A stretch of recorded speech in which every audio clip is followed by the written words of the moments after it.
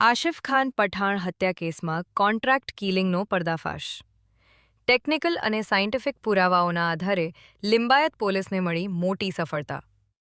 સુરત શહેરના લિંબાયત વિસ્તારમાં ગત 13 મે 2026ના રોજ બનેલા ચર્ચાસ્પદ આશિફ ખાન પઠાણ હત્યા કેસમાં લિંબાયત પોલીસે ટેકનિકલ, સાંયોગિક તેમજ સાયન્ટિફિક પુરાવાઓ એકત્રિત કરીને સુનિયોજિત કોન્ટ્રાક્ટ કિલિંગના ષડયંત્રનો પર્દાફાશ કર્યો છે.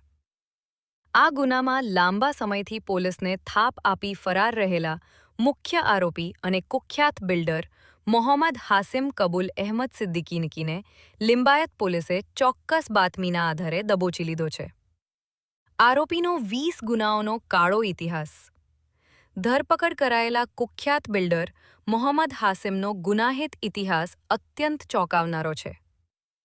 પોલીસના જણાવ્યા અનુસાર તેની સામે સુરત શહેરના અલગ-અલગ પોલીસ સ્ટેશનોમાં હત્યાનો પ્રયાસ બળજબરીથી કઢાવી લેવી, આર્મ્સ એક્ટ, ગેરકાયદે હથિયાર રાખવા, ઘાતક હુમલો, મારામારી અને ધાકધમકી સહિત આશરે 20 જેટલા ગંભીર ગુનાઓ નોંધાયેલા.